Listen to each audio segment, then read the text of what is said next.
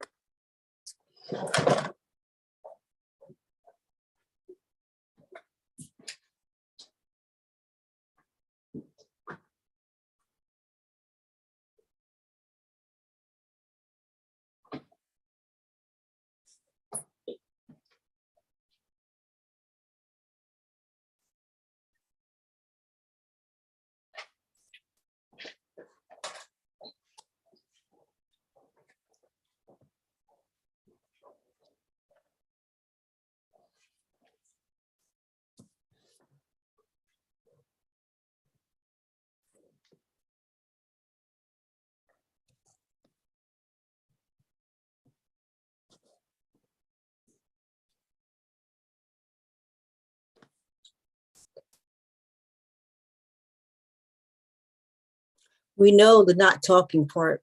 We know the not talking. We know the not talking part is wrong because clearly I talk. At least every Tuesday I talk. um, and as we all know, where did I graduate from? Howard University. So I can't be mentally challenged. A word I like to use instead of the R word.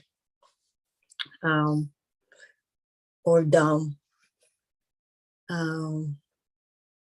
But it was because of my spina bifida that I knew or found out how it was located. And I went back home going into the second grade that I would apply, get accepted, and graduate. And 10 years after I declared that, I entered. And 5 years after that, I graduated.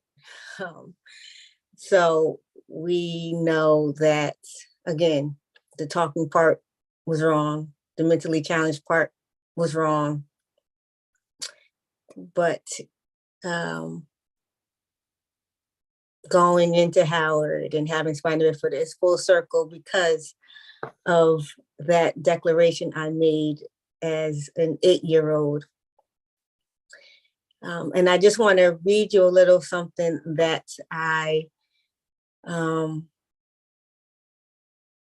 that was on my mind when I was asked. Well, the Spina Bifida Association asked people with spina bifida, what does spina bifida mean to you? And what do you want the world to know about spina bifida? And this is what I said to them.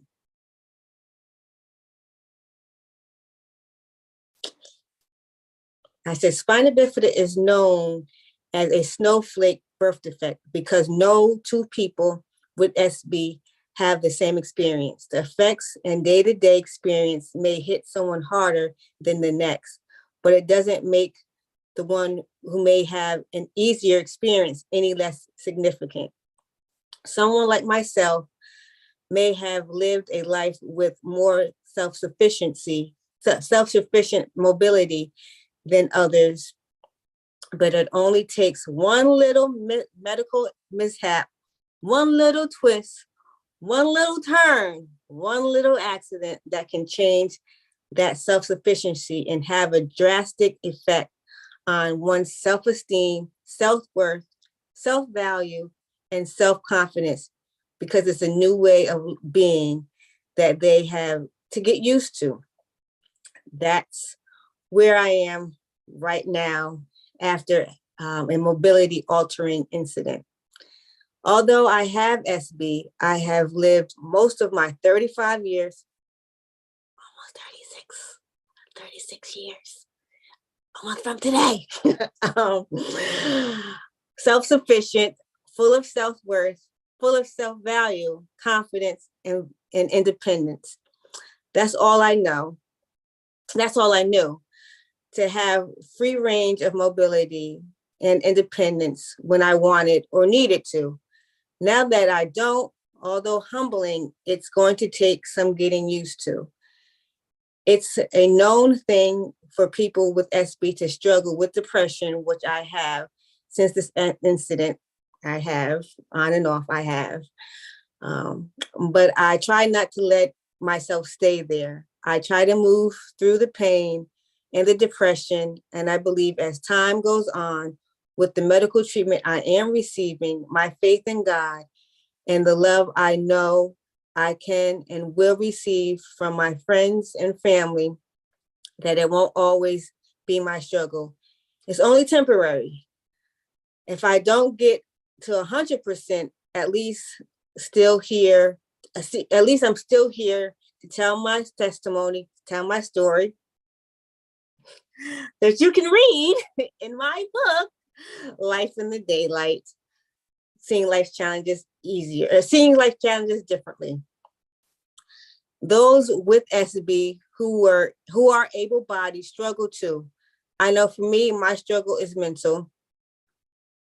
So don't look at me or any other able-bodied person with the SB or without SB as if we are more lucky than others who are not as able-bodied or have it easier than others, because we are all dealing with something no one knows about.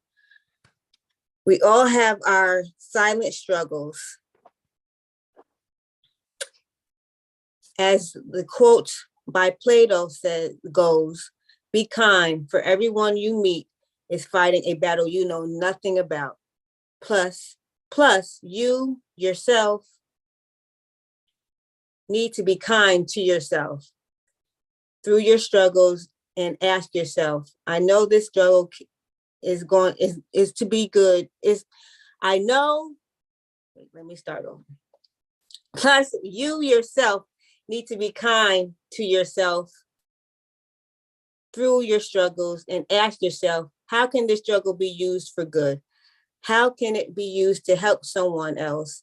And that's the whole concept that I discuss in my book, my memoir, my autobiography, about living life with spina bifida, called, what is it again? Life in the Daylight, Seeing Life Challenges Differently.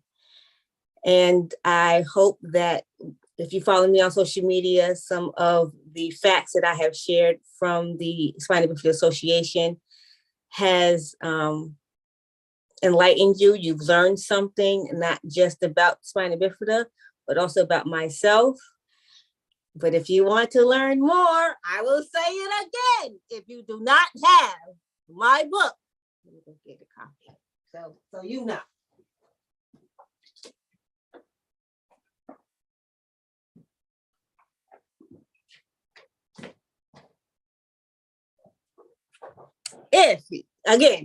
If you want to know my story, read this.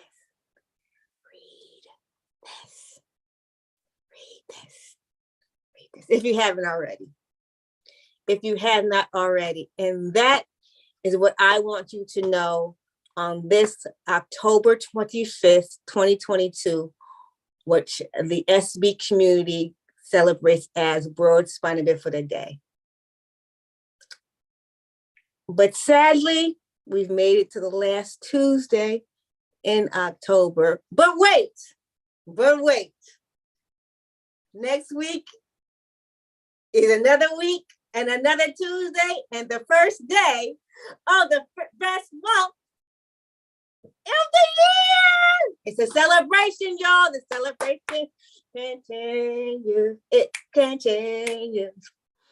So you enjoy the rest of your week. You enjoy the rest of your day. Be the daylight in someone else's life. and enjoy the daylight in yours. And I will see you on the first day of the best month of the year. Bye, y'all.